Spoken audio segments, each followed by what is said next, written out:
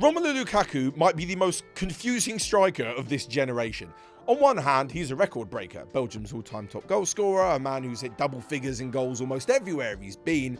And on the other hand, he's been called clumsy, heavy-footed, a flat-track bully who disappears when it matters most. One week he's dominating defenders on the biggest stage, the next he's a meme with a compilation of miss-hitters and heavy first touches shared a million times online.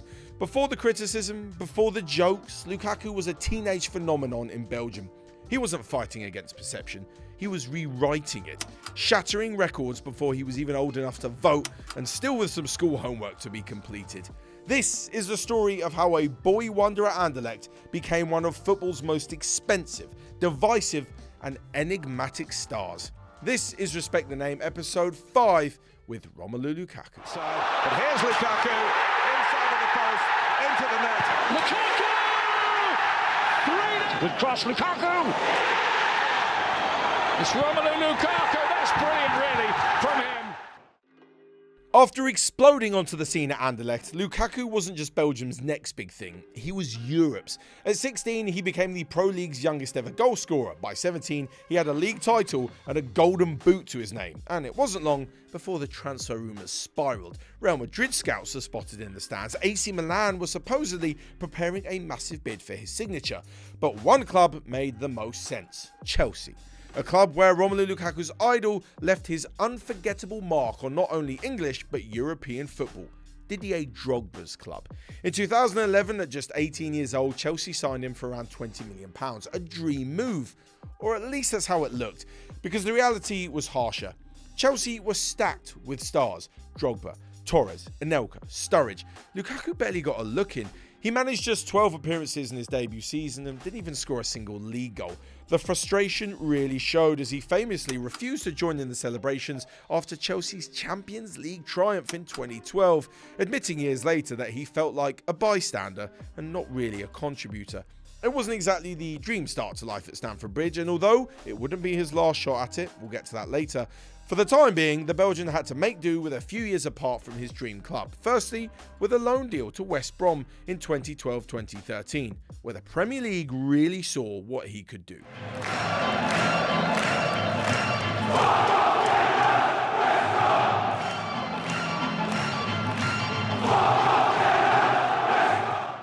Now, I'm not going to reel off every good loan spell here in the Premier League, but I'm struggling to think of another young player going out on loan to a fellow Premier League side who has had a better loan spell than this.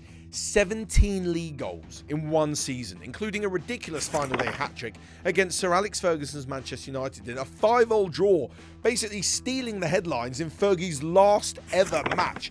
This wasn't just a good season for a teenager, this was ridiculous. Yet, for some reason, Chelsea didn't see fit to give him another chance, despite the fact that his 17-goal haul meant that he outscored every Chelsea player that season. Everton, however, did.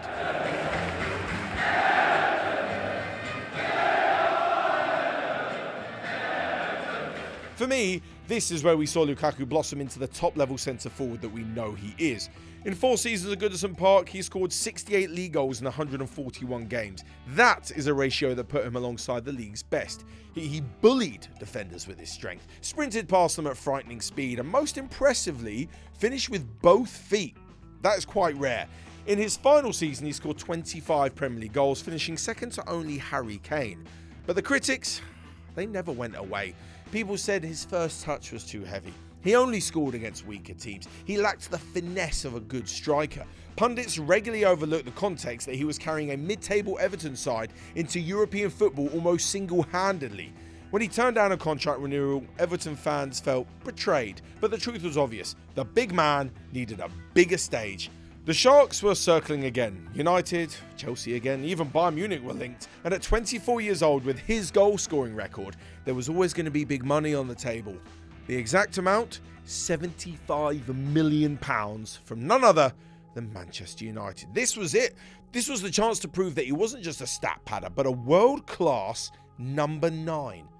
Jose Mourinho told him he could be the new Drogba, handed him the number 9 shirt and gave him the starting spot at a top side that he'd been craving since his dreams were dashed at Chelsea. And he started on fire. 2 goals in his Premier League debut against West Ham, goals in the Champions League, 11 in his first 10 games. Old Trafford thought they had their new talisman, and why wouldn't they? His first season ended with 27 goals in all competitions. He scored in the FA Cup semi-final, he scored in the league against Chelsea and Liverpool, and looked like a proper United striker.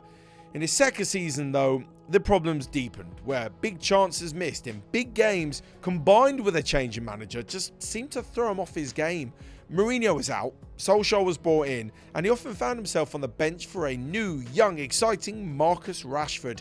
Even when Lukaku did deliver, the narrative didn't change as he was seen as the wrong fit for Manchester United. Granted, he wasn't the most typical United striker we've ever seen over the years.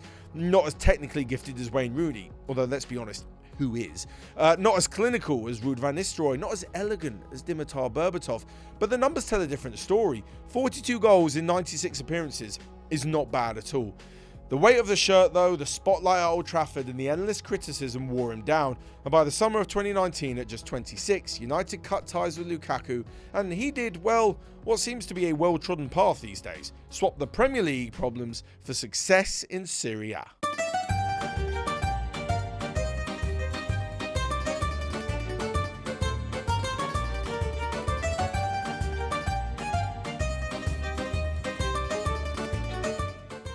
If England mocked him, Italy crowned him. Under Antonio Conte at Inter Milan, Lukaku was rebuilt. From the first game, he looked different, sharper, hungrier, more complete. In his debut Serie A season, he scored 23 goals. The following year, 24, with 11 assists to boot, and Inter's first Scudetto in 11 years. His partnership with 𝗕𝗫𝗓𝗓 Martinez, dubbed the Lula duo, ripped Serie A apart. Lukaku dominating derbies, scoring 4 times against AC Milan in just 2 years. In one iconic derby, he sprinted from his own half to score. This is the Romelu Lukaku that everyone knew was there all along. Conte's system was perfect for him. He redefined his hold-up play, made him press smarter, and unleashed him as a counter-attacking machine.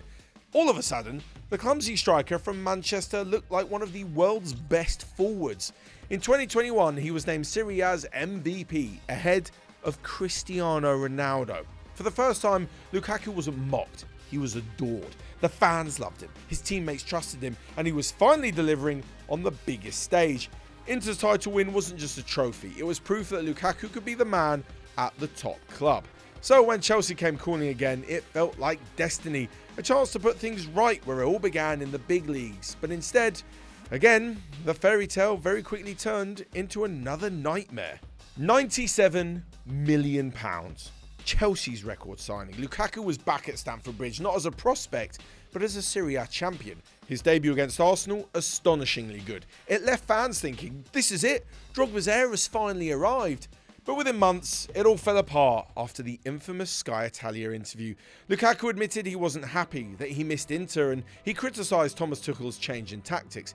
It wasn't just bad PR, it destroyed the trust. The fans turned on him, the manager benched him, and suddenly a £97 million striker looked like a misfit all over again.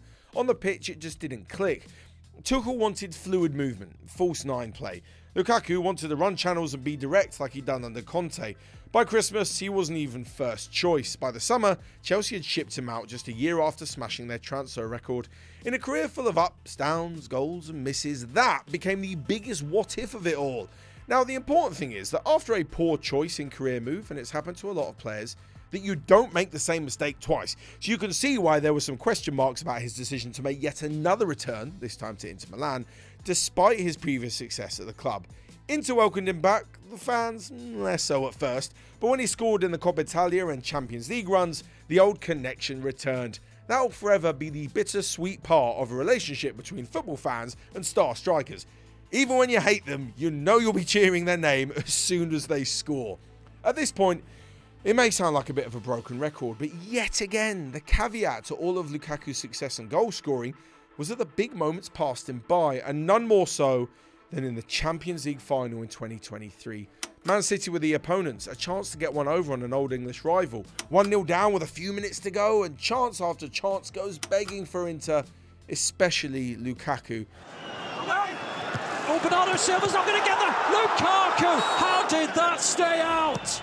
But if this particular disappointing career theme was repeating itself over and over, you shouldn't be surprised that the theme of success came back around too.